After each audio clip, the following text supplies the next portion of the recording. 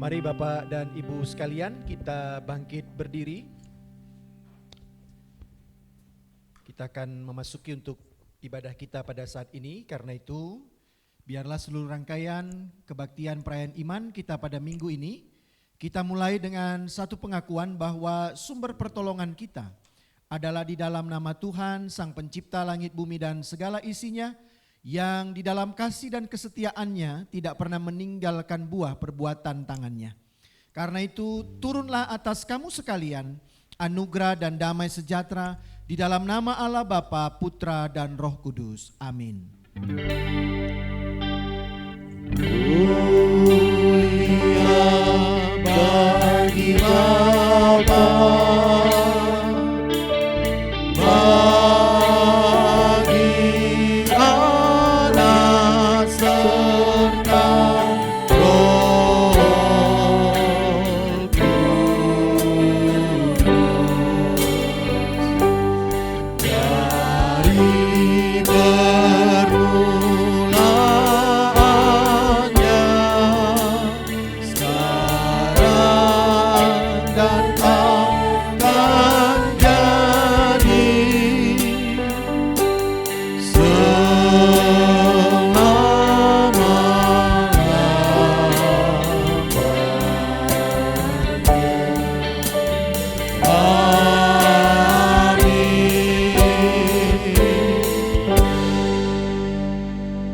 pasal 5 ayat 8 sampai dengan 10 berbunyi demikian. Memang dahulu kamu adalah kegelapan, tetapi sekarang kamu adalah terang di dalam Tuhan. Sebab itu hiduplah sebagai anak-anak terang, karena terang hanya berbuahkan kebaikan dan keadilan dan kebenaran. Dan ujilah apa yang berkenan kepada Tuhan. Amin, amin, amin. Amin.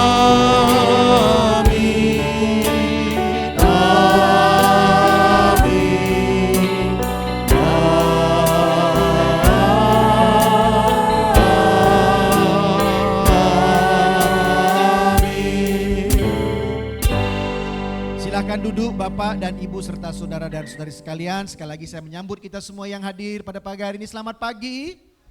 Ya, kiranya kita boleh ada sampai saat ini di dalam kesadaran bahwa semuanya itu adalah karena anugerah yang daripada Tuhan. Sehingga juga dengan demikian seluruh hidup kita juga menjadi hidup yang menunjukkan Tuhan yang telah memberikan kehidupan itu dalam setiap apapun yang boleh kita jalani. Bapak, Ibu, Saudara dan Saudari, kita masih ada di bulan Agustus, bulan yang juga menjadi bulan yang spesial secara khusus bagi kita warga negara Indonesia. Karena di bulan ini juga kita boleh mengenang perjuangan dari para pahlawan-pahlawan kita sehingga kita boleh mengalami kemerdekaan ya nanti tanggal 17 Agustus yang kita rayakan di usianya yang ke-81 tahun. Nah, karena itu juga sebagai warga negara gereja yang ada di dalam negara, maka kita pun juga harus menghayati akan arti dan makna daripada kemerdekaan itu. Nah, karena itu kembali selama bulan Agustus ini kita juga belajar menghayati akan arti dan nilai yang juga boleh kita tunjukkan dari kemerdekaan itu. Baik Bapak, Ibu, Saudara dan Saudari, selamat beribadah. Tuhan Yesus memberkati kita.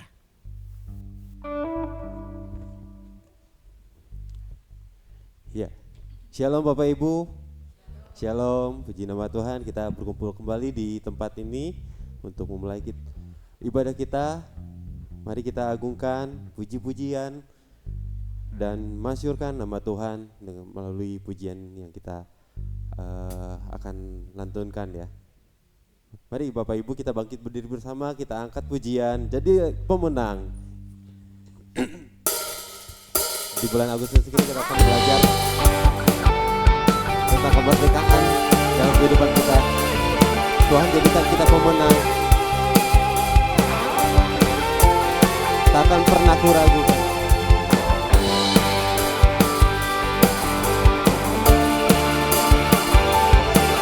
Lagu baru mungkin Bapak Ibu kita belajar bersama ya. Tak akan pernah ku ragukan kasih setiamu Tuhan dalam hidupku, di setiap musim hidupku, di setiap musim kehidupan Engkau selalu bersama.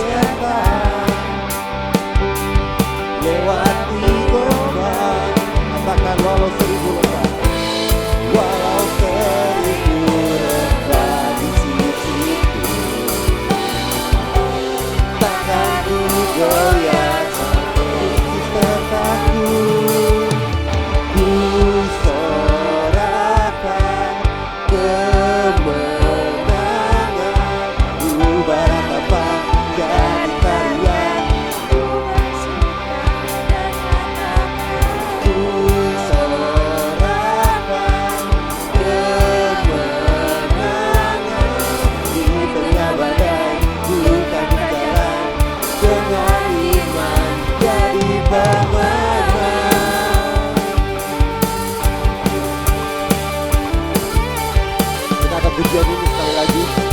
Takkan pernah kuragukan kasih setiamu Tuhan. Takkan pernah kasih setiamu Tuhan dalam hidupku.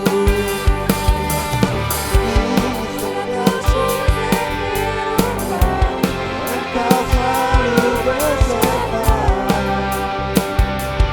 lewati ombak, walau seribu lebah, walau seribu lebah di sisimu, takkan ku goyah sebab Yesus sertaku. Ku sorakan kemenangan, ku beratapan jadi tarian, ku bersuka dan nyatakan. Ku sorakan kemenangan, di tengah badai ku akan berjalan dengan iman jadi pamanku.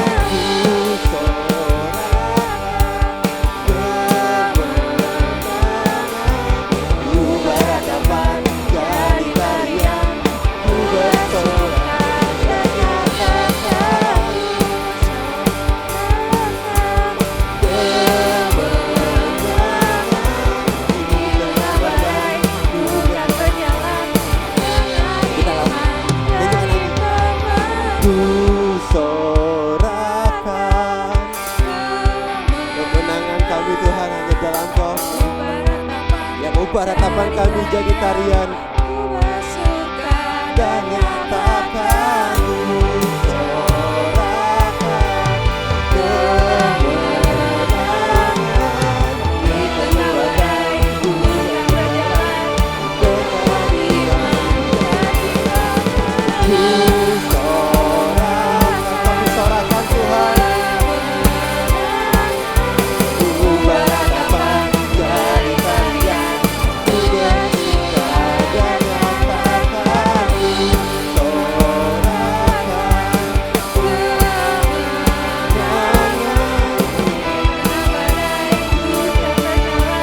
dengan iman jadi pemenang. Tuhan jadikan kita pemenang, bahkan lebih dari pemenang. Kita akan pujian ini, kita lebih dari pemenang. Katakan Bapak Ibu, kita lebih dari pemenang. Kita lebih dari pemenang. Lagi ya, kita lebih dari pemenang. Kita lebih dari pemenang. Katakan jika Allah di pihak kita, kita lebih dari pemenang. Angkat tangan kita sorakan haleluya. Libatkan Bapa, katakan Yesus Raja, segala raja. Haleluya. Dan kita gerejanya, kita lebih dari pemenang. Haleluya. Haleluya. Libatkan Bapaknya, Yesus Raja segala raja. Haleluya. Marilah bangkit gereja-gereja Tuhan. Katakan kita lebih dari pemenang.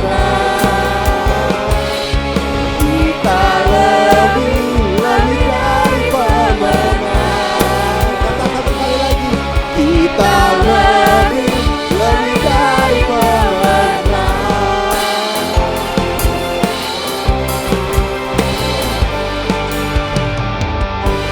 Oh, puji Tuhan, kita lebih dari pemenang. Amin ya. Tapi itu bukan karena kuat dan gagah kita. 2000 tahun lalu dia yang mati buat kita, dia yang bangkit buat kita. Kita dimenangkan oleh dia yang telah menebus hidup kita. Kita angkat pujian ini, dia sungguh baik, dia sangat teramat baik. Kita nyanyikan pujian ini, katakan Yesus sangat baik. Dia mati bagiku, dia bangkit bagiku, dia telah memulihkan hidupnya kita.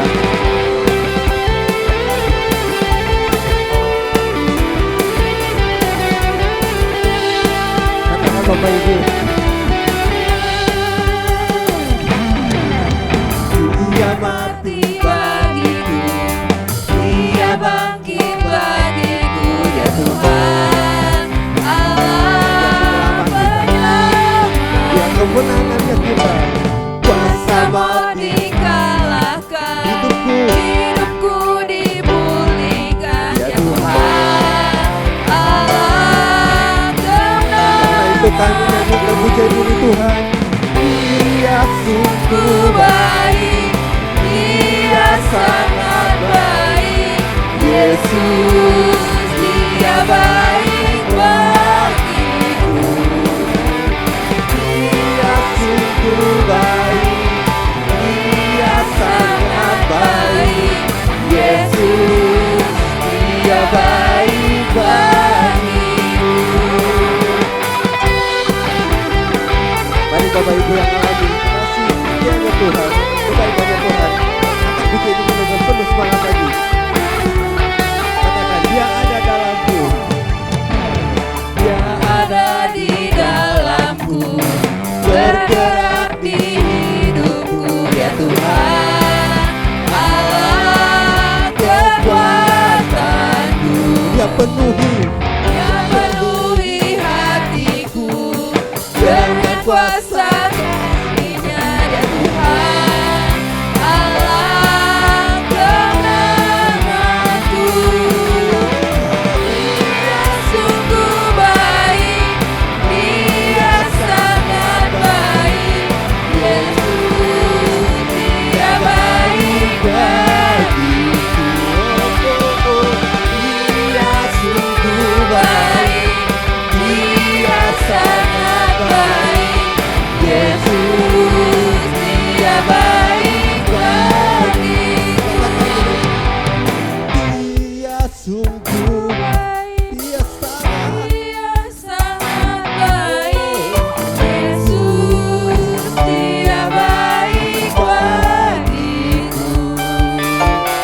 Dia sungguh baik, dia sangat baik, Yesus dia baik bagiku. Dia sungguh baik, dia sangat baik, Yesus dia baik bagiku. Dia sungguh baik, dia sangat baik, Yesus dia baik bagiku. Yesus dia baik bagiku. Yesus dia baik bagiku. Silakan duduk Bapak Ibu. Oh, puji Tuhan. Sebentar kita akan mendengarkan pemberitaan firman Tuhan yang akan disampaikan oleh gembala kita di tempat ini. Mari siapkan hati kita Bapak Ibu untuk terima lawatan firman Tuhan. Jangan biarkan momen ini terlewat begitu saja. Biarkan kita pulang membawa berkat rohani yang akan mengubah hidup kita. Kita angkat pujian, basuh aku Tuhan dengan darah-Mu.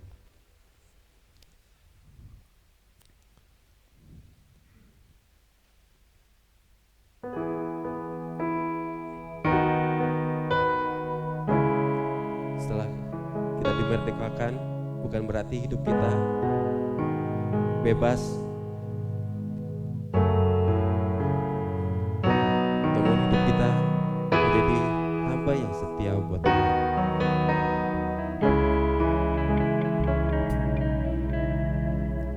Kita angkat pujian ini Bapak Ibu untuk menyiapkan hati kita lebih dalam lagi. Basuh aku Tuhan. Basuh aku di dalam darah-Mu, anak domba. jamah bibir kami Tuhan. Jamah bibir, luruskan hatiku Dengan roh-Mu Tuhan. dengan Roh-Mu.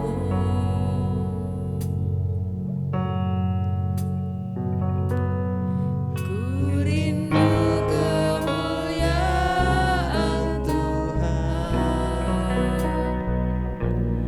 lebih dari segala harta.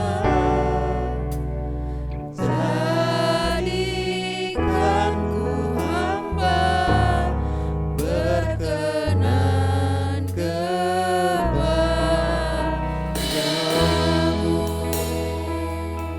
Dan ini Bapak Ibu dari awal lagi katakan basuh aku. Basuh aku di dalam darah-Mu, anak domba. Jamah bibir kami Tuhan. Jamah bibir, luruskan hatiku dengan Roh-Mu.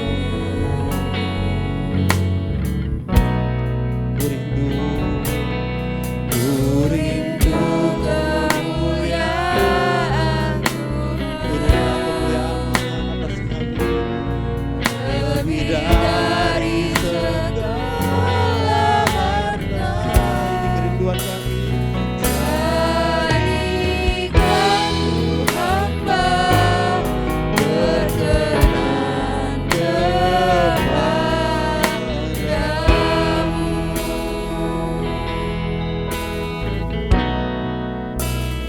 Lebih dari segalanya, Ku ingin Kau Tuhan. ingin Kau Tuhan. Emas, perak, dan apapun yang kami punya. Emas, perak, dan Tiada arti. permata tiada artinya.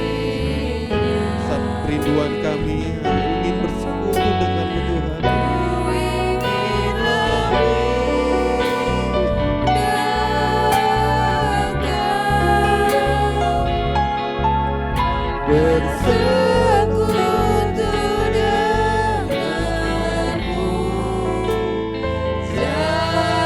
Jadikan ku hamba setia kepadamu.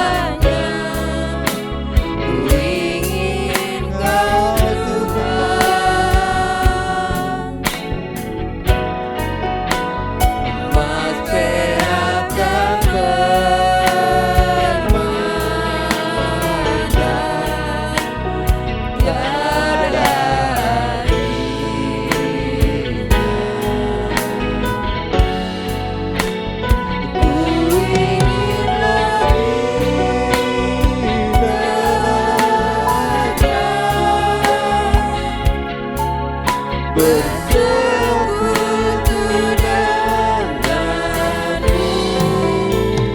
Jadikan ku hamba setia kepadamu.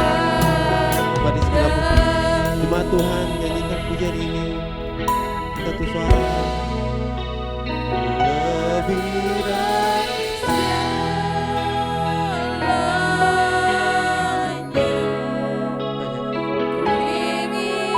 Kau Tuhan yang kami ingini. Emas, perak, dan permata. Mari Bapak Ibu kita bangkit berdiri bersama untuk pujian ini.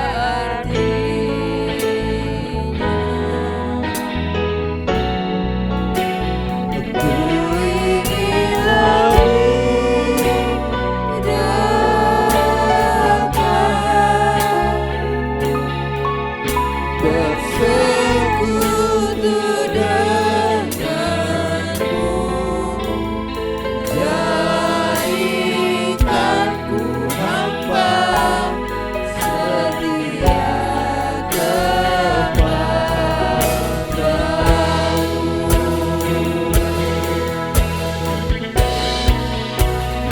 Lebih dari segalanya,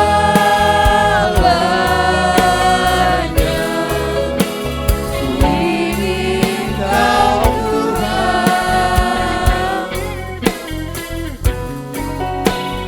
Emas, perak, dan permata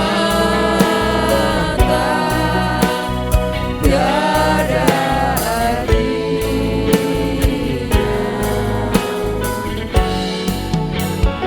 Ku ingin lebih dekat, bersekutu denganmu.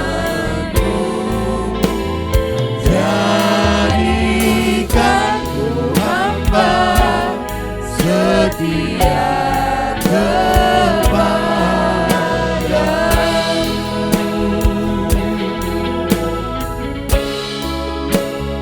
Jadikan ku hamba setia kepadamu.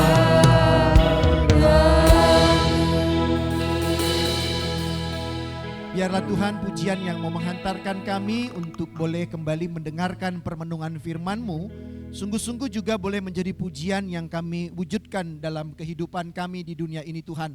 Kami menjadi orang-orang yang benar-benar dan sungguh-sungguh meletakkan Engkau di atas segala-gala yang ada di dalam kehidupan di dunia ini. Karena itu tolonglah kami ya Tuhan, dan biarlah dengan kehadiran-Mu juga kami boleh dibukakan hati dan pikiran kami untuk menangkap pesan-pesan-Mu melalui permenungan firman-Mu pada saat ini. Dan izinkan juga hamba-Mu yang sudah mempersiapkannya, merenungkannya, dan akan memperkatakan apa yang boleh didapatkan kepada umat-Mu di tempat ini. Dan biarlah juga semuanya boleh seturut dengan kehendak-Mu pula. Di dalam nama Tuhan kami Yesus Kristus kami berdoa dan memohon. Amin. Silakan duduk Bapak, Ibu, serta saudara dan saudari sekalian. Ya, sebagaimana dari awal saya sudah katakan bahwa di bulan Agustus ini maka tema-tema kita berbicara tentang kemerdekaan. Nah, karena itu hari ini kita juga masih bicara tentang kemerdekaan. Ya, sebagai orang-orang yang juga sudah dimerdekakan dari belenggu dosa, dari hukuman maut melalui karya akbar daripada Yesus dalam kehidupan kita. Lalu apa fungsi dan kegunaan daripada kemerdekaan itu? Paling tidak hari ini kita juga mau diingatkan bahwa kita menjadi orang-orang yang merdeka untuk juga boleh menjadi orang-orang yang menegakkan keadilan. Ya, jadi kita mau belajar tentang merdeka untuk menegakkan keadilan. Nah, dasar firman Tuhannya diambil dari Nabi Amos, dari kitab Nabi Amos di pasalnya yang kelima, ayatnya yang ke-7 sampai dengan ayatnya yang ke-13. Lembaga Alkitab Indonesia memberi judul yang sangat provokatif ya, melawan perkosaan keadilan. Nah, itu kalau judulnya. Lembaga Alkitab Indonesia itu memberi judul itu, melawan pemerkosaan keadilan. Nah, kita mau lihat di ayat yang ke-7 sampai dengan ayatnya yang ke-13. Mari kita sama-sama memperhatikan. Hai kamu yang mengubah keadilan menjadi ipuh dan yang mengempaskan kebenaran ke tanah. Dia yang telah membuat bintang Kartika dan bintang Belatik, yang mengubah kekelaman menjadi pagi dan yang membuat siang gelap seperti malam. Dia yang memanggil air laut dan mencurahkannya ke atas permukaan bumi. Tuhan itulah namanya. Dia yang menimpakan kebinasaan atas yang kuat, sehingga kebinasaan datang atas tempat yang berkubu. Mereka benci kepada yang memberi teguran di pintu gerbang, dan mereka keji kepada mereka yang berkata dengan tulus ikhlas. Sebab itu, karena kamu menginjak-injak orang yang lemah dan mengambil pajak gandum daripadanya, sekalipun kamu telah mendirikan rumah-rumah dari batu pahat, kamu tidak akan mendiaminya. Sekalipun kamu telah membuat kebun anggur yang indah, kamu tidak akan minum anggurnya. Sebab aku tahu bahwa perbuatanmu yang jahat banyak dan dosamu berjumlah besar. Hai kamu yang menjadikan orang benar terjepit, yang menerima upah suap, dan yang mengesampingkan orang miskin di pintu gerbang. Sebab itu orang yang berakal budi akan berdiam diri pada waktu itu, karena waktu itu adalah waktu yang jahat. Sampai sejauh itu pembacaan firman Tuhan. Berbahagialah kita yang mau setia membaca firman Tuhan, merenungkannya, dan juga mau melakukan di dalam seluruh kehidupan setiap saat.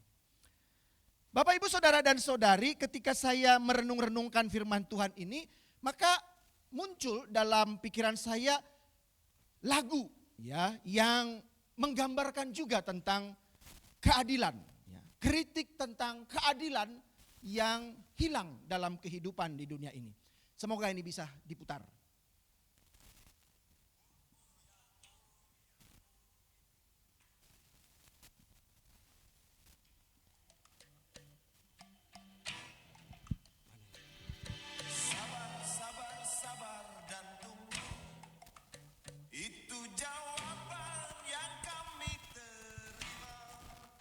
Dengar Bapak Ibu ya. Saya mundurin sedikit.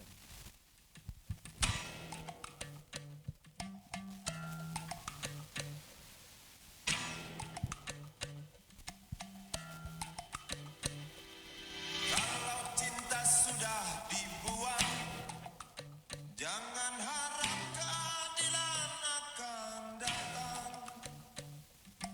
Kesedihan hanya tontonan bagi mereka yang diperkuda jabatan. Oh ya bongkar. Oh ya bongkar. Ya Bapak Ibu, Saudara dan Saudari, itu satu lagu yang pernah diciptakan dan dinyanyikan oleh seorang penyanyi legendaris di Indonesia ya, yang bernama Iwan Fals. Ya, Bapak Ibu, saya enggak tahu Jojo kenal enggak ini Iwan Fals. Karena kayaknya enggak hidup sejaman dengan Iwan Fals ya. Tapi kalau saya lihat di sini semuanya masih banyak lah yang sehidup dan sejaman dengan Iwan Fals ya. Enggak tahu kalau Valen tahu enggak Iwan Fals? Tahu ya. Berarti udah agak tua berarti kamu. Iwan Fals Bapak Ibu. Ya, dia seorang penyanyi yang legendaris yang masih ada sampai hari ini. Dan kalau Bapak Ibu perhatikan lagu-lagunya itu banyak sekali yang berisi tentang kritik. Tentang realita yang ada, lalu diperhadapkan dengan kenyataan-kenyataan yang ada, lalu dia coba membongkar semua itu dengan lagu dan syair yang begitu indah. Nah, salah satunya ini adalah Bongkar, yang itu dinyanyikan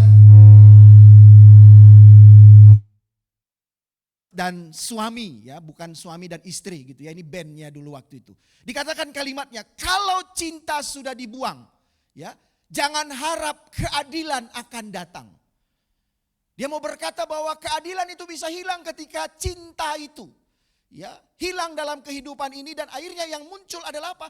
Hanya kesedihan yang menjadi tontonan bagi mereka yang diperkuda ya jabatan.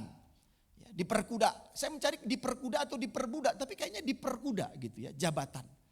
Lalu juga ada lagunya yang lain yang Bapak Ibu mungkin kenal dengan apa? Bento. Ya, lalu dia pernah mengkritik tentang bagaimana guru-guru yang disunat, ya, segala pendapatannya dengan seorang lagu yang berjudul apa? Omar Bakri. Ya, naik sepeda butut katanya. Lalu dia juga mengkritik tentang bagaimana sulitnya memenuhi kebutuhan ketika dia punya anak. Ya, galang rambu anaki begitu. Dia mengkritik semua itu Bapak Ibu Saudara dan Saudari. Jadi artinya mau menunjukkan sebuah realita kenyataan dalam hidup ini bahwa seringkali ya keadilan dan lain-lainnya itu menjadi jauh dalam hidup ini. Tapi pertanyaannya adalah dalam kenyataan seperti itu apa yang bisa kita lakukan? Apakah kita hanya sekedar tahu tentang ketidakadilan itu?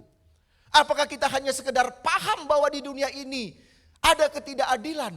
Lalu apa yang juga menjadi sikap kita? Apa yang menjadi laku kita? Apa yang menjadi respon kita? Itu yang juga menjadi hal yang penting dalam kehidupan ini.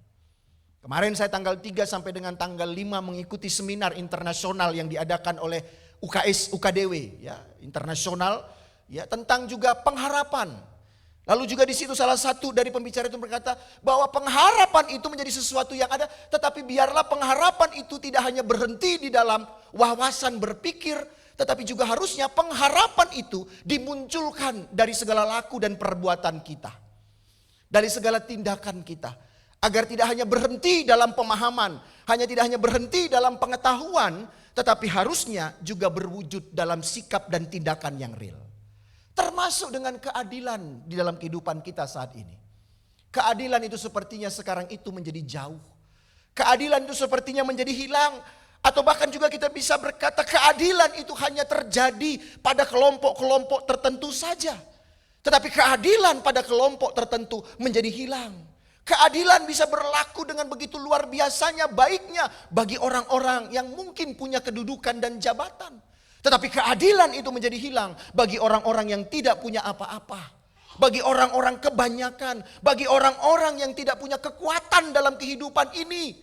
Ia tidak punya jaringan, ia tidak punya power. Keadilan itu menjadi hilang dalam kehidupannya. Nah karena itu Bapak Ibu Saudara dan Saudari, kalau saya juga boleh melihat kehidupan kita di dunia ini ya, saat ini yang bahkan juga kita sudah memasuki 5.0 ya, ntar lagi juga mungkin sudah masuk pada zaman 6.0 dengan begitu kecepatannya teknologi dalam kehidupan kita ini, maka menurut hemat saya kita ini adalah orang-orang yang bisa dengan cepat mengetahui berita dari seluruh dunia dalam hitungan detik. Kita sekarang ini bisa mengetahui berita yang ada di dunia ini dalam hitungan detik dengan kemajuan teknologi. Kita bisa tahu apa yang terjadi sekarang itu di Selat Hormuz dengan cepat. Kita bisa tahu apa yang terjadi mungkin di negara lain. Berita-berita yang muncul dalam media-media online. Kita bisa tahu dalam hitungan detik. Tetapi Bapak Ibu Saudara dan Saudari, pertanyaan dasarnya adalah apakah kita juga tahu akan tetesan air mata dari saudara kita dengan cepat pula. Dengan cepat pula ada orang-orang yang sedang menjerit dalam ketidakadilan di dunia ini. Tapi sepertinya itu menjadi kurang cepat dalam hidup kita saat ini. Kita bisa mengetahui berita dari seluruh dunia dalam hitungan detik, tetapi kita sering tidak mengenal air mata dari saudara kita. Itulah yang paling tidak salah satu kritik yang muncul dalam hidup kita sekarang ini, di dalam kemajuan zaman sekarang ini, yaitu hilangnya kepekaan sosial kita. Hilangnya kepekaan sosial kita dalam melihat realita yang ada. Kita hanya menjadi orang-orang yang lebih banyak kepada dalam diri kita. Kita banyak sekarang ini hanya menjadi sibuk dengan apa yang menjadi persoalan kita. Dan kita berkata masa bodoh dengan orang-orang lain. Kita hanya menjadi orang-orang yang mencari selamat untuk hanya diri kita. Tetapi kita abai untuk melihat apa yang ada pada diri orang-orang lain. Paling tidak kalau kita mau jujur, itulah yang ada dalam kehidupan dunia kita saat ini. Itulah yang nyata dalam kehidupan kita, yang semakin maju, semakin masif dalam segala perkembangannya. Kita bisa cepat mengetahui gosip yang ada dalam dunia ini. Kita bisa dengan cepat mengetahui persoalan si A, si B dan segala macam. Tetapi kita menjadi sangat-sangat lambat untuk juga hadir dalam semua berita-berita itu. Dalam semua fakta-fakta itu. Karena itu Bapak Ibu Saudara dan Saudari, masih adakah kisah orang Samaria yang baik hati itu dalam dunia kita saat ini. Kisah sama orang Samaria yang baik hati itu. Dan saya katakan juga, apakah juga kisah orang Samaria itu juga adalah diri kita sendiri. Tapi Bapak Ibu kalau belajar, sesungguhnya yang menarik juga dalam kisah orang Samaria itu Bapak Ibu saudara dan saudari. Sesungguhnya ada yang menarik sebenarnya kalau Bapak Ibu teliti lebih dalam. Sesungguhnya bukan orang Samaria yang menemukan itu yang sesungguhnya juga menjadi poin utama. Tapi Bapak Ibu sesungguhnya juga adalah pemilik penginapan itu juga sebenarnya adalah orang yang sangat luar biasa. Kalau Bapak Ibu mau belajar ya, melihat juga sosok selain dari orang Samaria yang menemukan orang yang dianiaya itu. Kenapa? Karena penghuni hotel itu kan hanya dititipin. Kita tidak tahu dia kapan akan datang. Tetapi dia tetap merawat orang yang terluka itu. Dengan ketidakpastian akan datang kembali si orang Samaria itu. Walaupun ceritanya dia kembali. Tapi coba kalau cerita itu tidak kembali. Orang Samaria itu apa yang akan terjadi? Saya menemukan kemarin ketika belajar membaca. Lalu ada teolog yang mengatakan bahwa pemilik hotel itu sesungguhnya lebih lagi daripada si orang Samaria. Nah Bapak Ibu saudara dan saudari, terlepas daripada itu sekarang pertanyaan klasiknya bagi kita sekarang. Pertanyaan fundamentalnya bagi kita sekarang. Apakah kita adalah juga orang-orang Samaria itu? Yang sebenarnya juga kisah orang Samaria ini muncul kalau kita pelajari. Yesus sesungguhnya sedang mengkritik orang Samaria ketika ayat-ayat sebelumnya itu Bapak Ibu. Karena ketika dia datang di Samaria ia tidak mendapatkan perlakuan yang baik. Tapi dia ubah perlakuan yang tidak baik itu dengan cerita adanya seorang Samaria yang baik hati. Bapak Ibu saudara dan saudari, apa yang akan terjadi dan apa kita lakukan? Nah hari ini kita belajar dari suara seorang nabi untuk juga mempertanyakan tentang keadilan itu yang sesungguhnya pada zaman di mana nabi itu juga ada menjadi sesuatu yang sangat jauh dalam kehidupan umat pada saat itu. Nabi Amos. Siapakah Amos itu Bapak Ibu saudara dan saudari? Kalau kita belajar maka kita bisa menemukan bahwa Amos itu adalah seorang peternak domba dari Tekoa. Ia punya pekerjaan asli yaitu seorang peternak. Ya. Ia bukan nabi profesional kalau boleh dikatakan begitu seperti Yesaya dan Yeremia. Yang memang dikhususkan hidupnya untuk menjadi seorang nabi. Amos itu tidak punya latar belakang. Jadi juga dulu nabi-nabi itu juga ada belajar, ada sekolah, mereka orang-orang yang berintelektual baik begitu. Seperti Yesaya, Yeremia. Tetapi Amos ini tidak Bapak Ibu saudara dan saudari. Dia hanya seorang pekerja, peternak, domba. Artinya orang kebiasaan atau orang kebanyakan. Nah karena itu Nabi Amos ini termasuk dalam bentuk yaitu nabi kecil. Kalau nabi besar itu ya Yesaya, Yeremia itu nabi besar. Nah Amos ini nabi kecil. Dia hanya seorang yang kecil yang biasa tapi dipakai Tuhan untuk hal yang besar. Bicara tentang keadilan.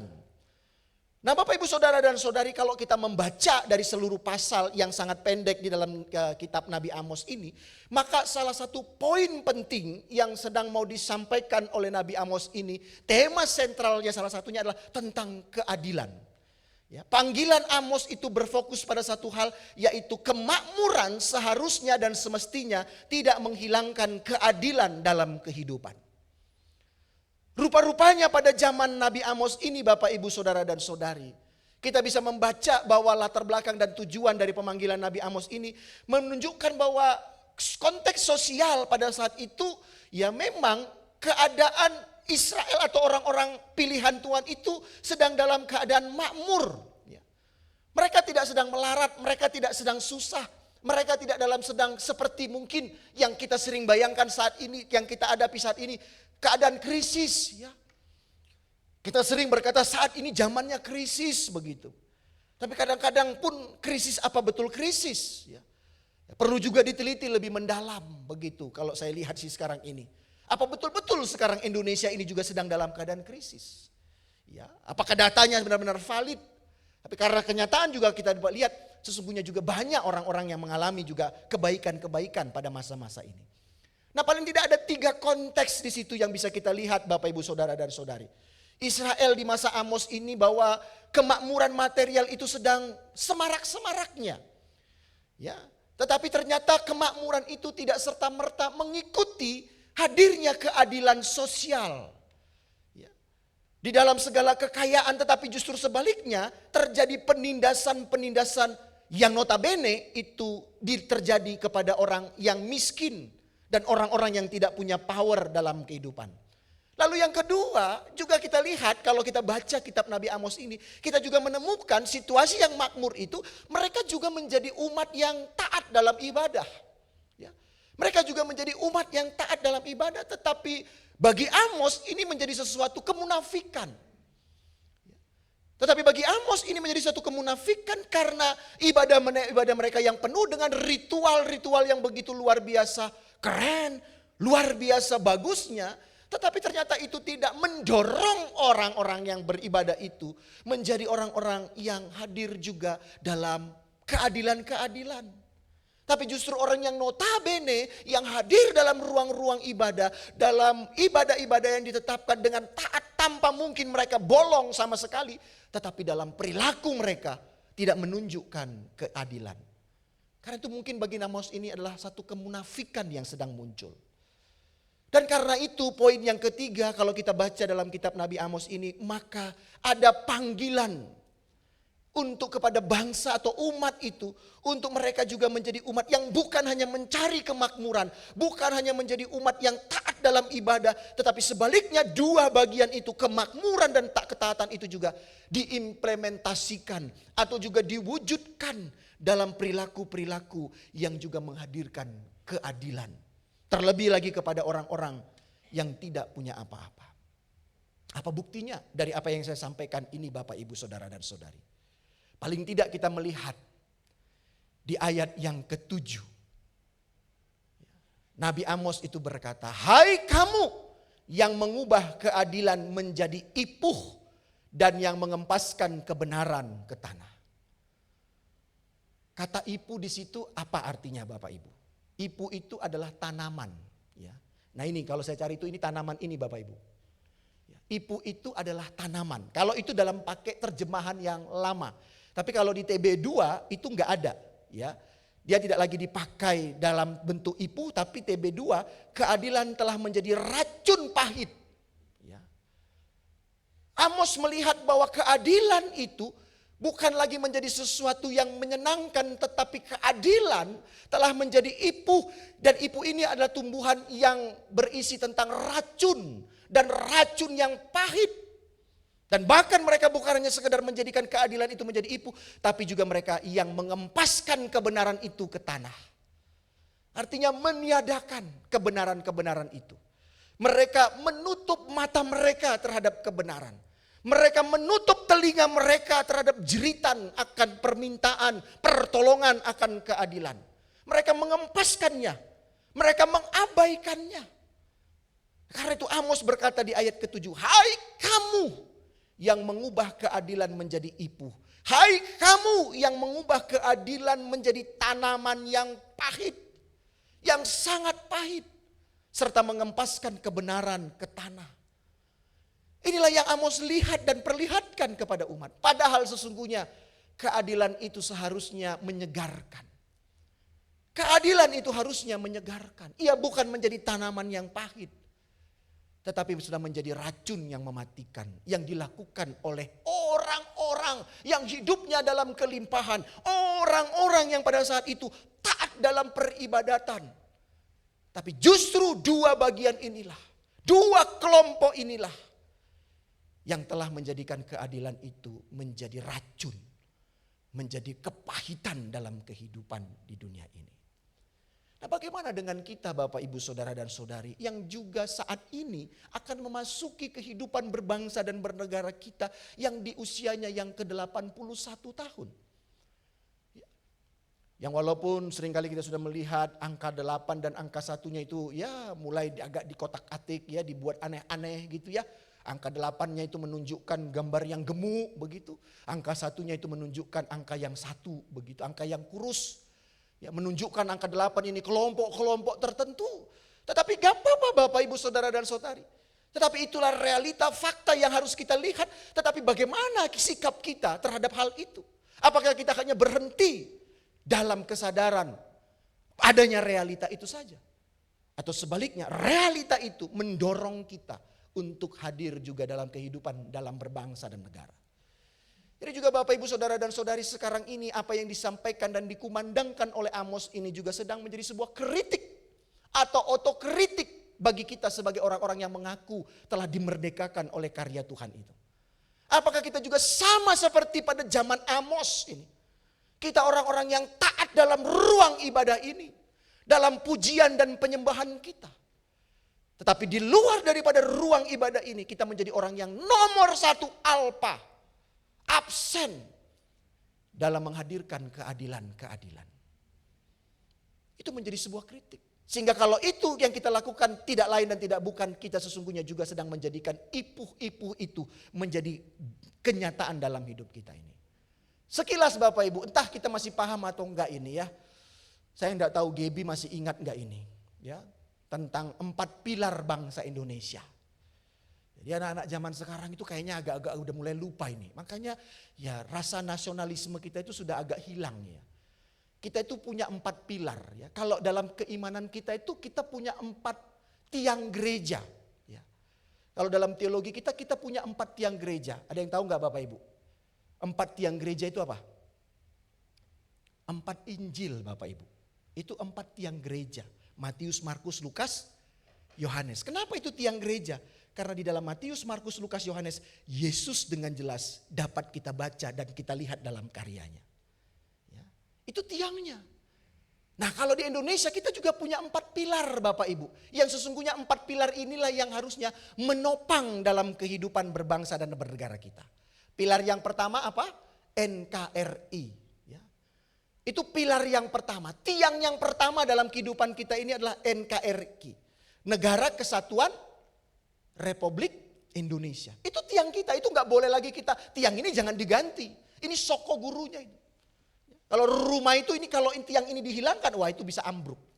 Maka dalam bangsa kita ini maka ini adalah milik kita. NKRI itu berarti apa? Tanah di mana bangsa ini ada. Kita di mana kita ada. Dan karena kita tahu bahwa kita ada di mana, apapun dan bagaimanapun kesadarannya, ini semuanya adalah rumah bersama. Dan oleh karena itu perlu ada rasa syukur. Dan tentunya juga NKRI itu juga perlu dikembangkan. Ya. Jadi kalau kita belajar tiang kita yang pertama NKRI itu Bapak Ibu, maka itulah fakta kita ada di sana. Jadi jangan juga berhalusinasi. Ya, atau bermimpi-mimpi yang terlalu jauh dengan hal yang lain. Tapi kita harus memulainya dengan menyadari ini tanah kita. Ini negara kita. Sama kalau mau dibilang, ya 4 pilar dalam gereja kita itu, ya ini gereja kita. Dengan segala keruparagamannya. Ya kita harus syukuri. Kelebihannya ada. Kekurangannya ada, ya ada. Jangan hanya pengen meminta kelebihannya doang. Tetapi tidak menyadari juga ada kekurangannya. Ya, lalu membanding-bandingkan dengan yang lain. Itu yang pertama Bapak Ibu. Jadi faktanya kita harus memulainya supaya kita bisa menghadirkan keadilan itu. Ya kita harus menyadari saya ada di NKRI ini. Ya. Saya ada di NKRI ini. Di bangsa ini adalah rumah saya bersama. Rumah tempat saya tinggal. Lalu yang kedua tiangnya itu apa? Undang-Undang Dasar 1945 yang walaupun memang sudah diamandemen. Ya, ada pembaharuan. Ya. Undang-undang itu berarti apa Bapak Ibu Saudara dan Saudari? Ya ini adalah landasan dalam kita berproses dalam penyelenggaraan negara. Aturan main yang harus dijadikan, disepakati dalam bertindak. Sama juga dengan orang beriman. Apa dasar kita dalam beriman? Minggu yang lalu sudah saya katakan. Yaitu apa? Sola Scriptura. Itu undang-undang kita. Undang-undang kita itu adalah sola Scriptura. Yaitu apa? Firman Tuhan. Itu undang-undang kita Bapak Ibu Saudara dan Saudari. Alkitab itu adalah pegangan kita. Bangsa ini juga di dalamnya itu yang menjadi dasar kita. Yang ketiga Pancasila. Landasan ideologis dan DNA yang ada serta menjadikan kekasan dari bangsa yang lain. Ya, Pancasila itu berapa silanya berarti Bapak Ibu Saudara dan Saudari? Ya, 5 ya kita lama banget jawabnya. Oh 5 ya Pancasila namanya Panca aja udah 5 itu ya 5 sila. Ya kan itu kan Panca itu artinya ya 5. Ya toh. Nah jadi Bapak Ibu ya itu menjadi DNA kita. Ya, DNA artinya kalau dibedah darah kita itu ketemu di situ.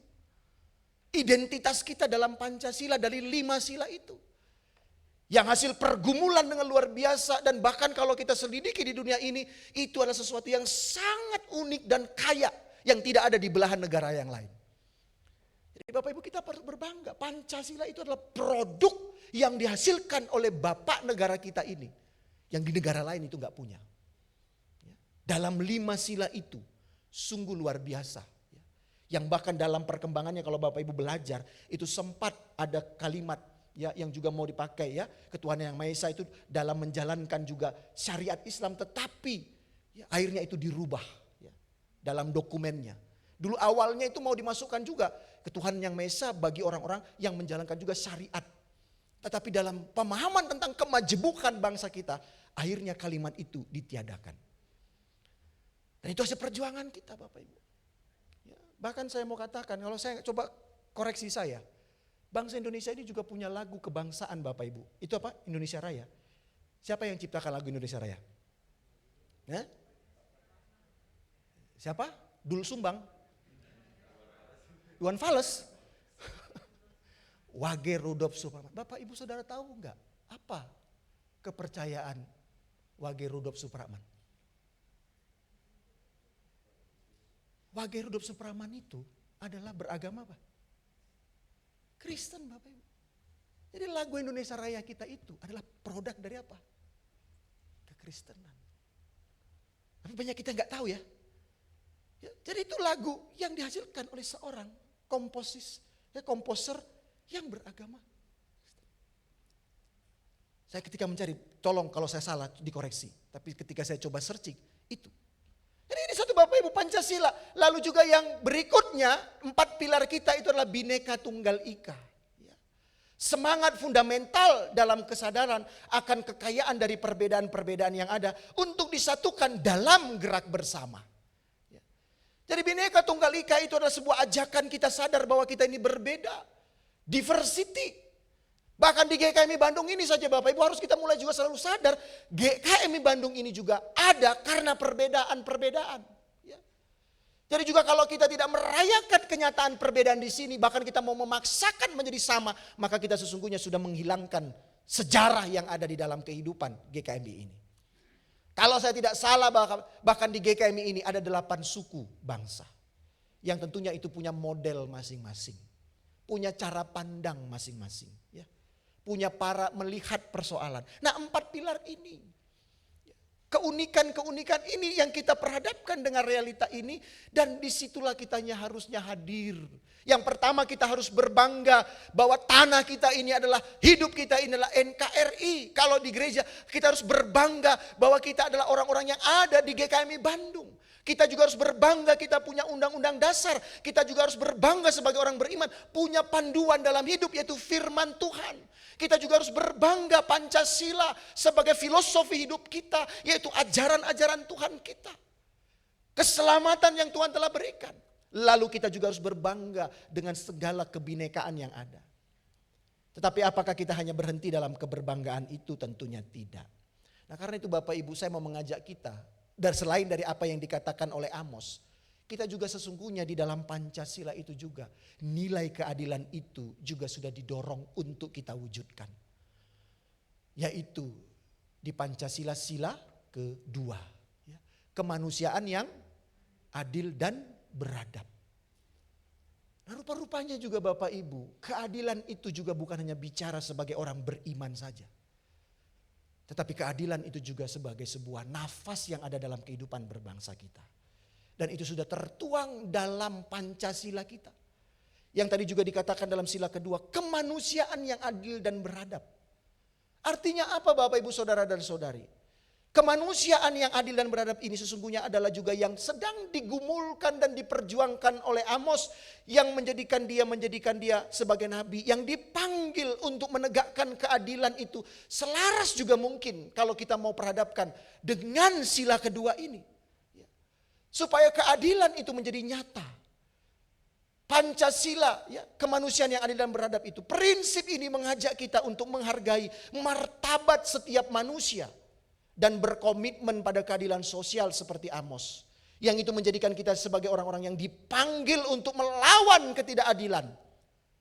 Dan karena itu kita menjadi agen perubahan dalam masyarakat yang ada di Indonesia ini. Ya. Kita dipanggil Bapak Ibu, bukan hanya menjadi dipanggil orang yang menerima karya keselamatan. Tapi engkau dan saya itu juga sesungguhnya dipanggil untuk menjadi orang-orang yang melawan ketidakadilan.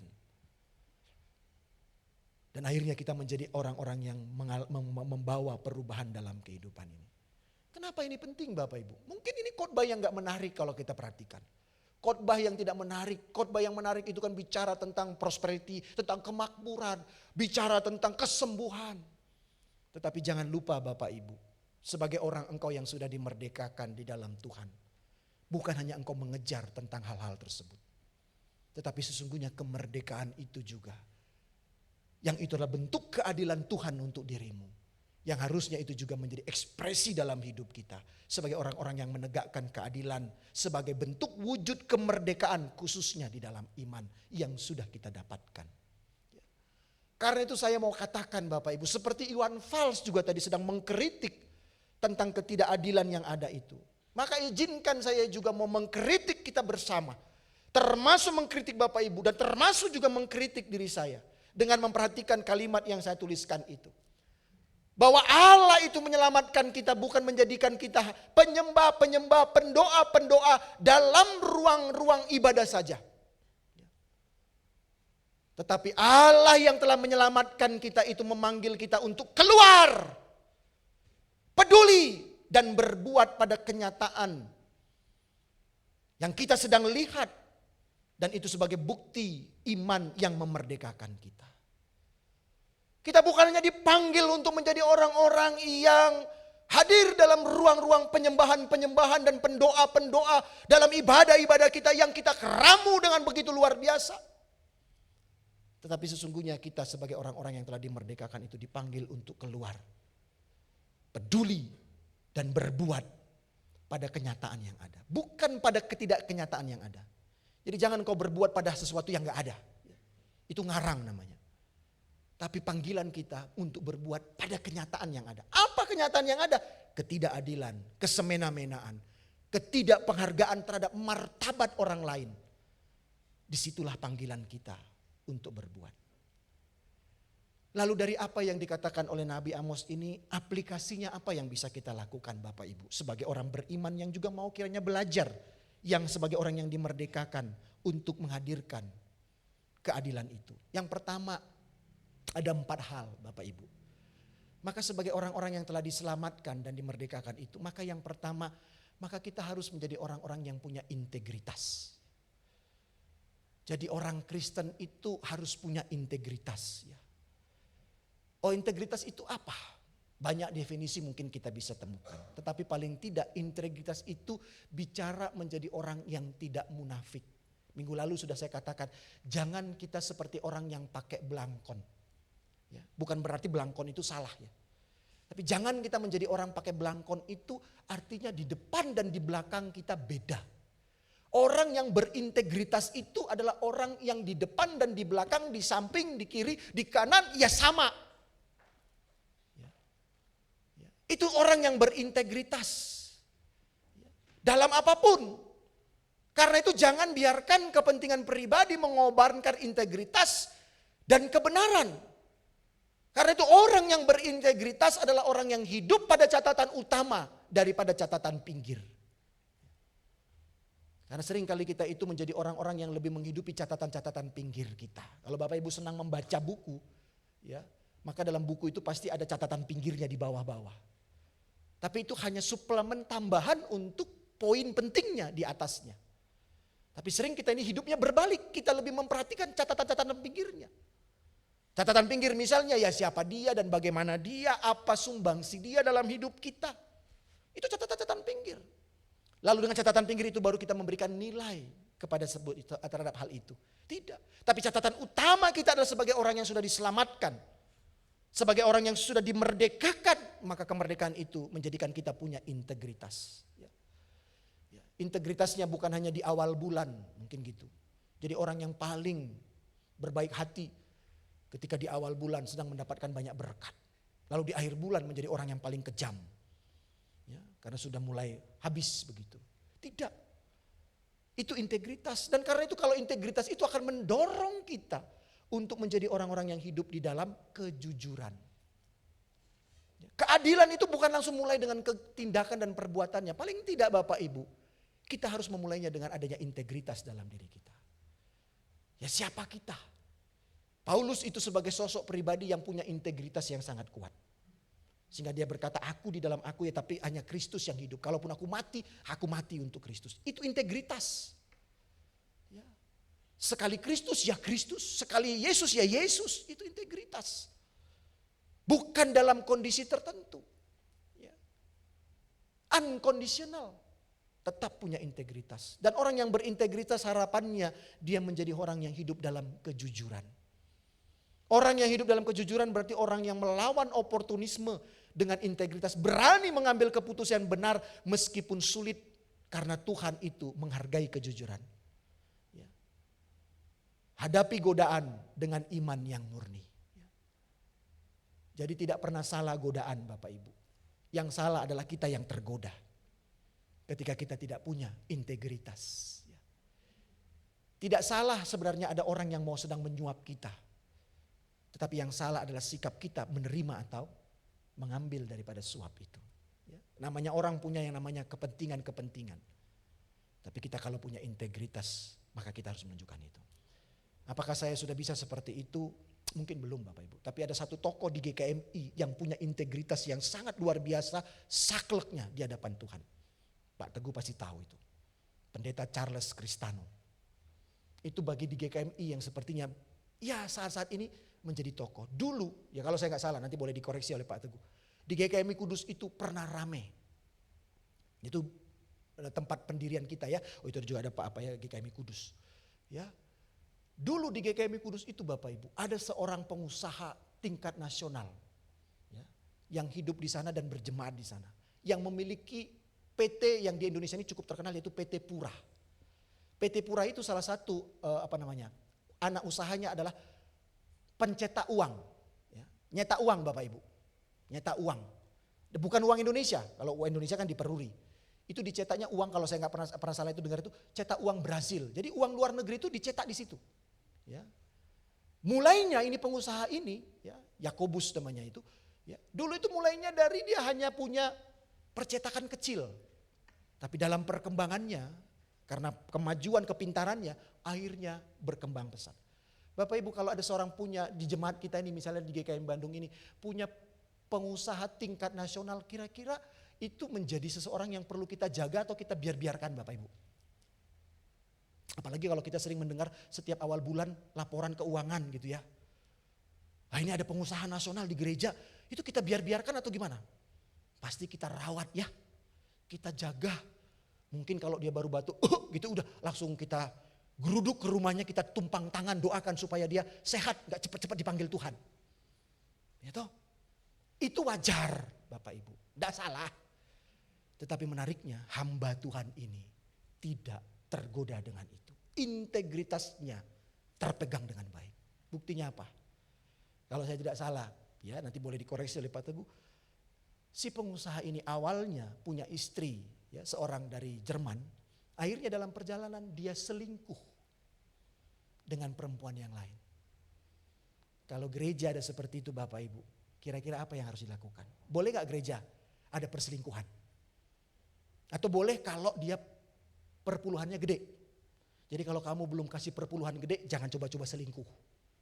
Tapi kalau kamu sudah perpuluhannya gede, bolehlah selingkuh gitu. Apa begitu? Tidak.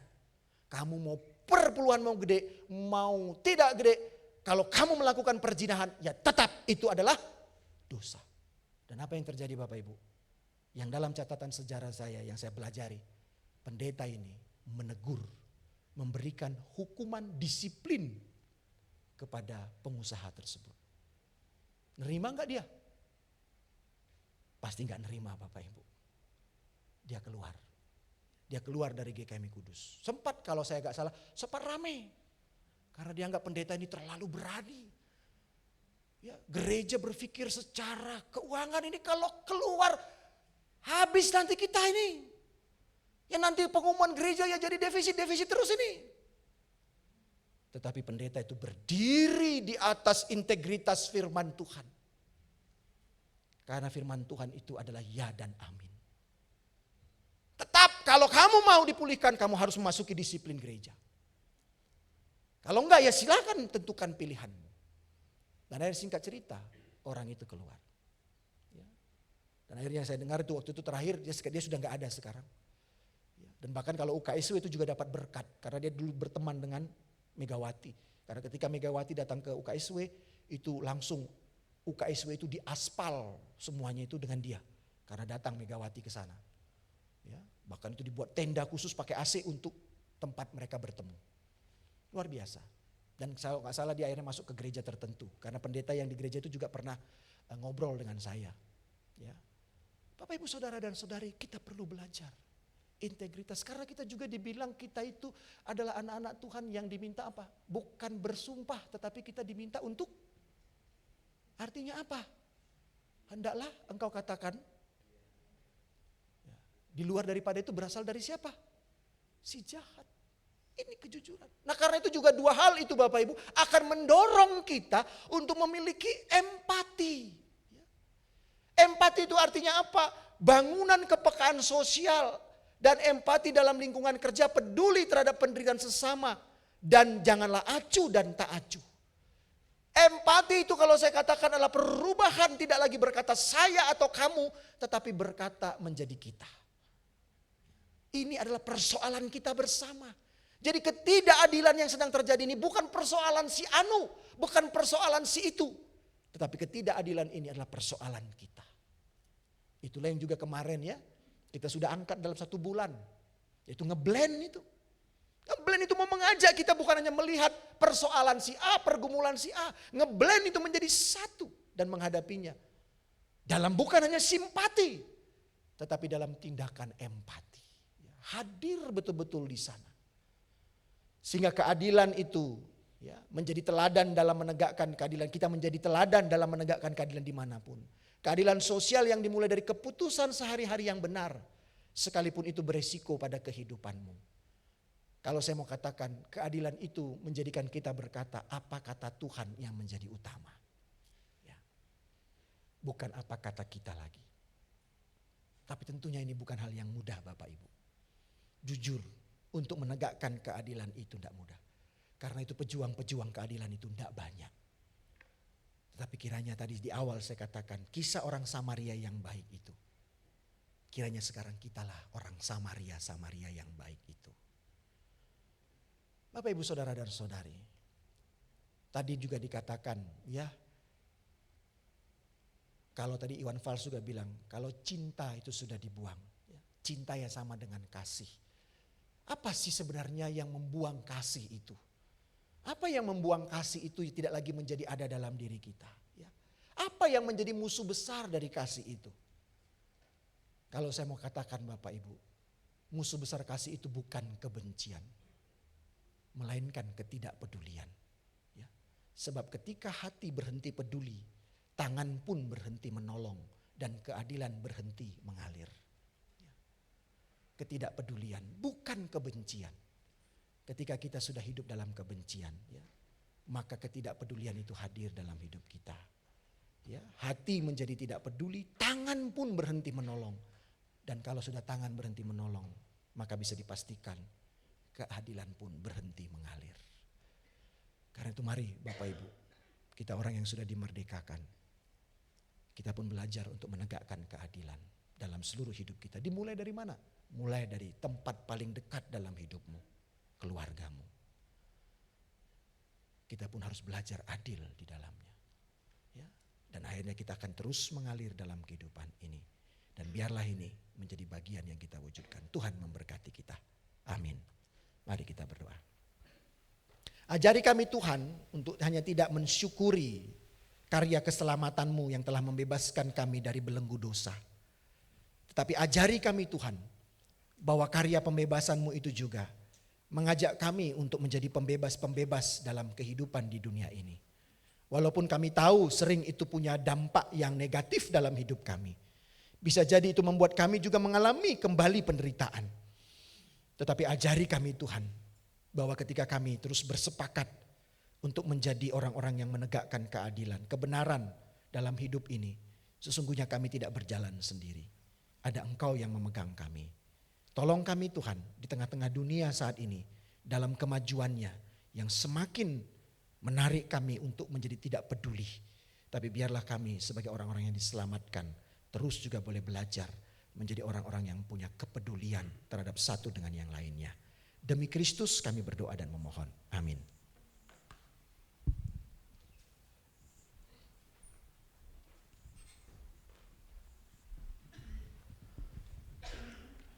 Ya, terima kasih Pak El telah menyampaikan firman Tuhan di pagi hari ini. Kiranya firman Tuhan yang ditabur boleh tertanam di hati yang subur, menjadi sebuah kekuatan untuk menjalani kehidupan kita selanjutnya. Sebentar kita akan mengangkat pokok-pokok doa syafaat kita akan dukung petugas doa syafaat kita. Sebelumnya kita akan angkat sebuah pujian, jawaban hidupku. Meskipun tak ku mengerti apa yang saat ini kita alami, satu hal yang kita bisa yakini bahwa Tuhan punya rencana yang terbaik.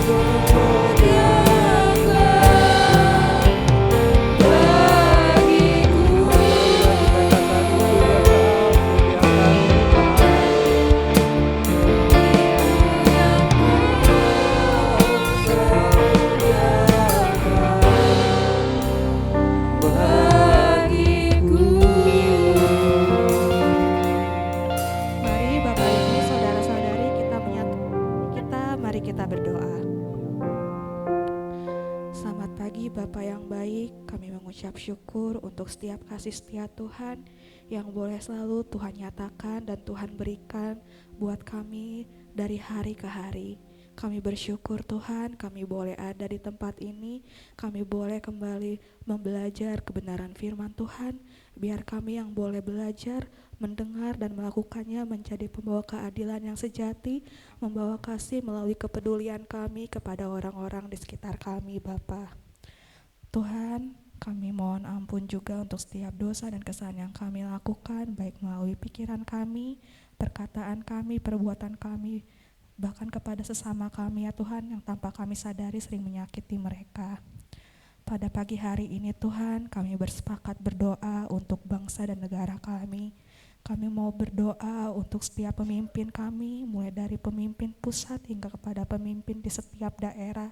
Kami mohon Tuhan, Engkau yang menjamah mereka, memberikan mereka kasih untuk melayani kepada rakyat Tuhan, memberikan mereka hikmat dan kejujuran dalam melaksanakan setiap program ataupun aktivitas dalam pemerintahan ini Tuhan. Kami juga mohon belas kasihan Tuhan buat bangsa dan negara kami.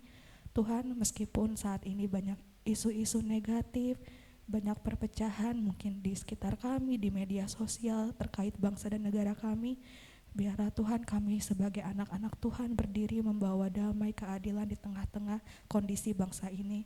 Kami mohon Tuhan pulihkan bangsa dan negara kami, khususnya dalam rangka mendekati kemerdekaan 81 tahun. Kami percaya dan yakin Tuhan, berkat Tuhan tercurah, pemulihan terjadi atas bangsa dan negara kami.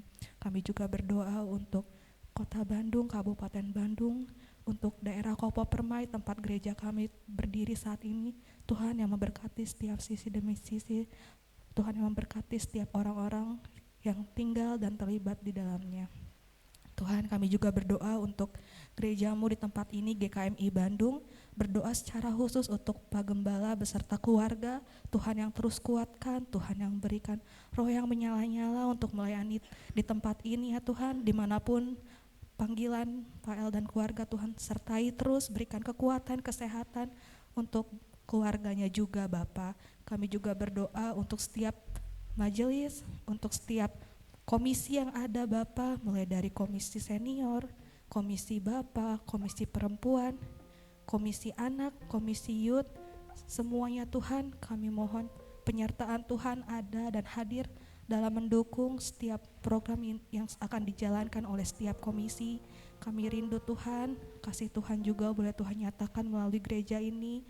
Tuhan yang memberikan hati yang baru untuk setiap jemaat, memberikan hati yang menyala-nyala untuk kembali mengasihi Tuhan. Kami berdoa Tuhan, gerejamu ini juga boleh jadi berkat dan dampak buat sekitar kami, bahkan buat setiap jemaat dimanapun mereka berada ya Bapa. Kami juga berdoa untuk PPA Pelangi Pemulihan ya Tuhan. Kami berdoa untuk setiap tutor, untuk setiap guru-guru, anak-anak yang ada di dalamnya. Tuhan yang cukupkan setiap kebutuhan yang ada untuk PPA Pelangi Pemulihan.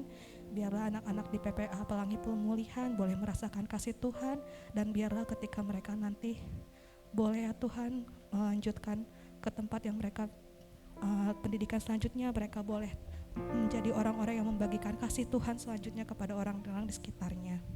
Tuhan, kami juga bersepakat berdoa untuk LPF Trisakti di Lampung ya Tuhan, yang sedang dalam proses renovasi untuk pembangunan atap, pembangunan gedung gereja. Kami berdoa biar Tuhan yang mencukupkan setiap kebutuhan dana, kebutuhan orang, Tuhan yang mendukung setiap proses pembangunan renovasinya supaya boleh berjalan dengan baik, dan gedung LPF Trisakti dapat dipakai untuk semakin memuliakan nama Tuhan dan menjadi wadah untuk saling bersekutu untuk semua jemaat LPF Trisakti di dalamnya.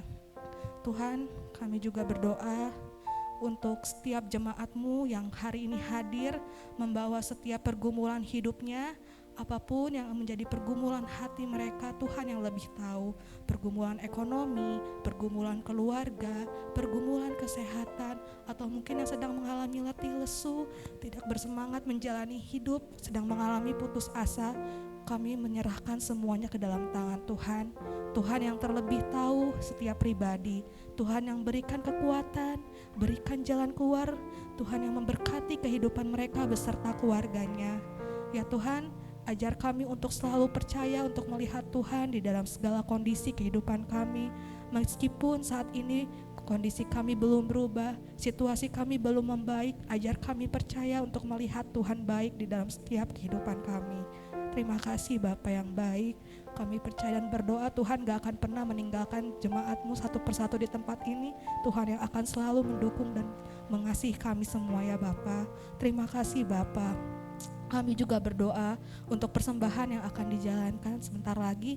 Kami berdoa untuk setiap tangan-tangan yang memberi, biar kami boleh memberi dengan kerelaan hati dan sukacita. Kami juga berdoa untuk setiap tangan-tangan yang mengelola persembahan ini, biar Tuhan berikan hikmat untuk mengelola persembahan ini dengan baik ya Bapa. Terima kasih Bapa, terima kasih Tuhan. Banyak sekali yang mungkin permintaan kami ataupun doa-doa kami yang belum kami sampaikan, tapi kami mau belajar percaya bahwa Tuhan tahu yang terbaik buat kami, dan kami mau serahkan semuanya supaya terjadi kehendak Tuhan atas setiap kehidupan kami dan gereja kami ya Bapa. Terima kasih Tuhan. Kami mau menutup doa ini ya Tuhan dengan satu doa yang udah Tuhan ajarkan kepada kami. Bapa kami yang di surga, dikuduskanlah namamu, datanglah kerajaan-Mu, jadilah kehendak-Mu di bumi seperti di surga. Berikanlah kami pada hari ini makanan kami yang secukupnya, dan ampunilah kami akan kesalahan kami, seperti kami juga mengampuni orang yang bersalah kepada kami. Dan janganlah membawa kami ke dalam pencobaan, tetapi lepaskanlah kami daripada yang jahat. Karena Engkaulah yang punya kerajaan dan kuasa dan kemuliaan sampai selama-lamanya. Amin. Amin. Terima kasih Angel telah memimpin kita dalam doa syafaat. Kami undang untuk petugas persembahan boleh mengedarkan kantong persembahan, dan tim multimedia akan menyampaikan pesan-pesan di minggu ini. Selamat menyaksikan.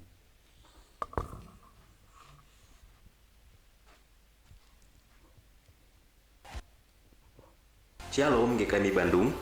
Berikut adalah rangkaian informasi dan agenda gereja yang perlu kita perhatikan bersama minggu ini. Mari kita simak selengkapnya GKMI Bandung News Minggu 9 Agustus 2026. Selamat mengikuti seluruh informasi dan pengumuman gereja hari ini. Ibadah Komisi Senior. Dengan penuh sukacita, kami mengundang Bapak dan Ibu usia indah untuk hadir dalam ibadah Komisi Senior yang akan dirangkaikan dengan perayaan Hari Ulang Tahun Kemerdekaan Republik Indonesia ke-81. Acara akan dilaksanakan pada hari Senin 10 Agustus 2026 pukul 9.30 pagi, bertempat di GKMI Bandung. Mari bersama-sama kita menikmati persekutuan yang hangat serta mengucap syukur atas penyertaannya. Ditunggu kehadirannya ya. Shalom ladies. Dengan penuh sukacita kami mengundang para ibu untuk hadir dalam persekutuan Komisi Perempuan dengan acara spesial demo masak kue sengkulun yang akan dipandu oleh Ibu Linawati pada hari Jumat 14 Agustus 2026 pukul 10 pagi bertempat di GKMI Bandung. Mari bersekutu dalam kasih Tuhan, belajar membuat kue sengkulun bersama, berbagi cerita, dan menikmati hasil masakan dalam suasana yang hangat dan penuh sukacita. Kami menantikan kehadiran ibu-ibu semua ya. Halo Youth GKMI Bandung, sudah benar-benar merdeka, tapi hidup kita dipakai untuk siapa? Yuk temukan jawabannya dalam ibadah pemuda bertema Merdeka tetapi hidup buat siapa? Berdasarkan Galatia 5 ayat 13-15. Datang pada hari Minggu 16 Agustus 2026 pukul 9.30 pagi di GKMI Bandung. Jangan datang sendiri, ajak juga teman-temanmu. Sampai bertemu dan Tuhan memberkati. Shalom sahabat TPA Pelangi Pemulihan. Apakah kamu remaja yang sedang menghadapi pergumulan akademik, tekanan pergaulan, atau hanya ingin punya ruang aman untuk berbagi cerita? Yuk bergabung dalam Peer-to-Peer Speak Up Circle, sebuah ruang aman bagi remaja untuk saling mendengarkan, berbagi tanpa menghakimi, dan saling menguatkan. Bersama Radio Sangga, Spesial Youth, kita akan belajar mengelola stres sekolah, menghadapi tantangan pergaulan, serta membangun kemampuan coping yang positif dalam suasana yang hangat dan suportif. Acara ini akan diselenggarakan pada hari Sabtu, 29 Agustus 2026, pukul 1 siang hingga selesai, bertempat di GKMI Bandung, lantai 2. Jangan lewatkan kesempatan ini, ajak juga teman-temanmu untuk bertumbuh dan saling mendukung bersama. Sampai jumpa di Peer-to-Peer Speak Up Circle. Shalom Youthers, kami mengajak kamu untuk mengikuti Amazing Race 2026. Kegiatan rohani yang seru dengan penuh petualangan yang menunggu kalian. Kegiatan ini merupakan wadah untuk remaja dapat mengembangkan kemampuan dalam berkomunikasi, bekerja sama sebagai tim, mengenal diri satu sama lain, dan juga untuk membangun hubungan yang lebih dekat dengan sesama dan Tuhan. So, siapkan dirimu dan juga ajak teman-temanmu ya. God bless. Bagi jemaat yang sudah mendaftar baptis, dimohon untuk berkumpul setelah ibadah kedua di ruang ibadah umum. Berita duka cita telah dipanggil oleh Bapa di surga, Bapak Marli Edison Huta Barat pada usia 66 tahun, pada hari Senin 3 Agustus 2026, jam 3 sore, di Bontang, Kalimantan Timur. Almarhum adalah kakak kandung nomor 3 dari Ibu Sefania Huta Barat. Kiranya Tuhan memberikan penghiburan dan kekuatan bagi keluarga yang ditinggalkan. Pospipka LPF Trisakti Lampung yang ada dalam pendampingan GKMI Bandung saat ini dalam proses pembangunan.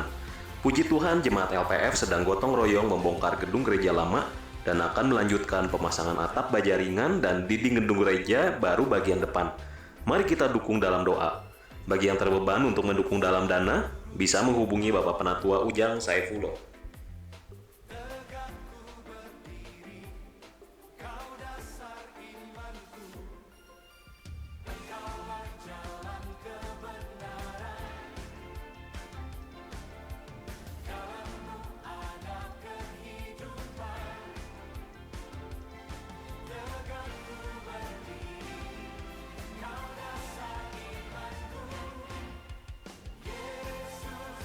Puji Tuhan, sepanjang bulan Juli, GKMI Bandung mencatat surplus sehingga kondisi kas gereja kembali pada saldo positif.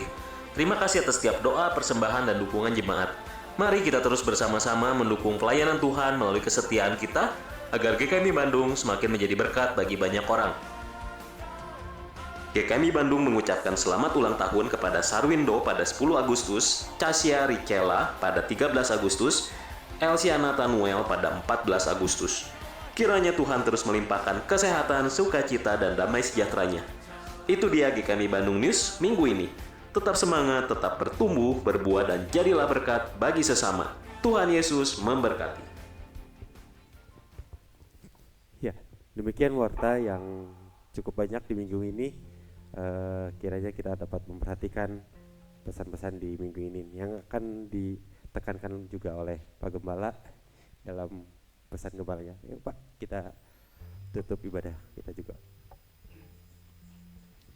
Baik Bapak Ibu, sebelum kita akan mengakhiri, tadi sudah kita lihat tayangan bahwa saudara kita yang ada di Lampung, yang kita dampingi yaitu LPF Trisakti, sedang melakukan renovasi gedung gerejanya. Jadi sudah dirobohkan itu dan diharapkan nanti akan bisa dipasang bajanya. Dan hari ini mereka itu beribadahnya di pastori. Ya, di pastori. Jadi di pastorinya dimaksimalkan untuk, kemarin saya menghubungin hamba Tuhannya di sana, Saudara Mardanius. Saya tanya, lalu kalian ibadah di mana hari Minggu?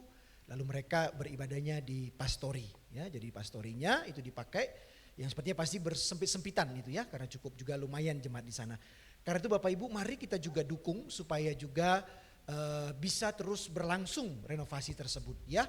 Renovasi tersebut bisa berlangsung. Puji Tuhan ya, ada kemarin juga di majelis ada informasi ada orang dari kolega yang juga memberkati GKMI LPF Trisakti melalui ya juga jemaat kita melalui majelis. Jadi dia menghubungi koleganya, sudah ada juga persembahan ya, tetapi biarlah kalau saya bilang harusnya kita memulai dari kita ya. Jangan memulainya dari orang lain, tapi harusnya memulai dari kita. Karena itu yuk berapapun yang mungkin bisa kita dukung, mari kita dukung supaya juga saudara-saudara di sana bisa beribadah ya. Nanti kalau mau tanya gimana, Bu Jumintar sudah pernah ke sana, sudah lihat juga. Jadi juga nanti supaya tahu juga apa yang mereka sedang gumulkan. Jadi kita dukung sebagai wujud, itu adalah bagian daripada pelayanan kita. Yang kedua Bapak Ibu, ini juga secara pribadi saya mau meminta dukungan doa dari Bapak Ibu. Minggu depan itu adalah sesungguhnya pelayanan saya yang cukup berat secara manusia dan kedagingan saya. Karena minggu depan itu tungkar pelayanan sinode, kita akan mendapat pelayanan dari GKMI Welahan dan kita akan melayani di GKMI Siloam. Tempat saya dulu melayani selama 13 tahun. Dan besok itu adalah setelah saya ada di sini, ya sudah 7 tahun, lalu saya besok minggu depan bersama dengan keluarga akan berdiri di atas mimbar untuk berkhotbah. Itu bukan perkara yang mudah Bapak Ibu. Karena bagaimanapun GKMI Siloam itulah tempat saya juga dibentuk dan bahkan menjadi pendeta. Karena itu saya minta dukungan doa dari Bapak Ibu supaya saya juga diberi kemampuan untuk menyampaikan firman Tuhan. Ya, itu bukan perkara mudah. Kalau saya sedang bergumul dalam beberapa waktu ini, ya, karena bagi saya itu berkhotbah yang gak mudah. Karena itulah wajah-wajah jemaat yang dulu saya layani, apalagi gereja juga saat ini sedang ada pergumulan. Gereja sedang ada pergumulan di GKMI Siloam. Jadi tolong juga doakan. Jadi nanti saya rencana bersama dengan Budita dan juga anak kami hari Kamis akan berangkat. Karena juga ada hal yang mau kami urus. Sehingga juga nanti hari Minggu. Dan juga kalau ada dari jemaat juga yang mau memberkati GKMI Siloam, nanti juga bisa menghubungi saya. Jadi juga saya rindu juga kalau ada, gak tahu Pak Danu atau jadi nanti. Karena kabar-kabarnya kemarin Pak Danu juga mau ini sebagai sumber utama yang juga menculik saya dari GKMI Bandung juga mau hadir nanti di sana. Ya gitu rencananya. Jadi doakan saya Bapak Ibu ya, minggu depan itu bukan pelayanan yang mudah. Karena saya harus berdiri di atas mimbar dan melihat wajah-wajah. Ya bukan berarti saya gak mengasihi Bapak Ibu, wajah-wajah yang juga saya kasihi. Yang mereka juga tentunya, ya saya pindah ke GKMI Bandung bukan ada persoalan. Tapi karena ada panggilan Tuhan juga di sini. Ya. Jadi itu bukan sesuatu yang mudah. Karena itu secara pribadi doakan saya. Ya, supaya saya juga bisa menyampaikan permenungan firman Tuhan di tanggal 16 Agustus minggu depan. Baik begitu Bapak Ibu, mari kita bangkit berdiri. Bapak Ibu saudara dan saudari, sekarang arahkanlah hatimu kepada Tuhan Allahmu yang sungguh-sungguh mengasihi engkau. Karena itu pulanglah dengan membawa damai sejahteranya, tadahkanlah tanganmu dan terimalah berkat dari Tuhan. Tuhan memberkati engkau dan melindungi engkau. Tuhan menyinari engkau dengan wajahnya dan memberi engkau kasih karunia. Tuhan menghadapkan wajahnya kepadamu dan memberi engkau damai sejahtera dalam hidupmu dan keluargamu, dalam pekerjaan dan pelayananmu, serta dalam pergaulan dan juga studimu. Mulai saat ini dan di sepanjang perjalanan hidupmu, berkat Tuhan tercurah atasmu di dalam nama Allah Bapa, Anak dan Roh Kudus. Amin.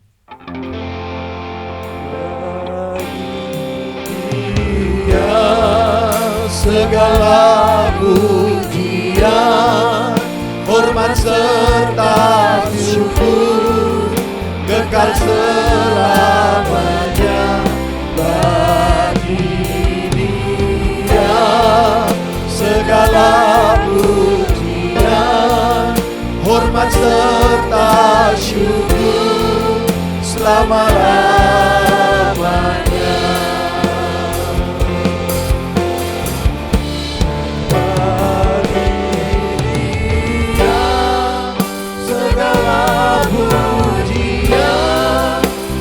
Serta syukur kekal selamanya bagi Dia. Segala pujian, hormat serta syukur selama-lamanya. Hormat serta syukur, hormat serta syukur, hormat serta syukur selama-lamanya. Selamat hari Minggu, Tuhan Yesus berkati. Silakan bersama teduh sejenak.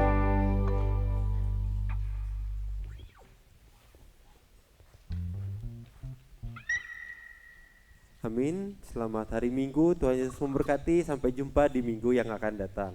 God bless.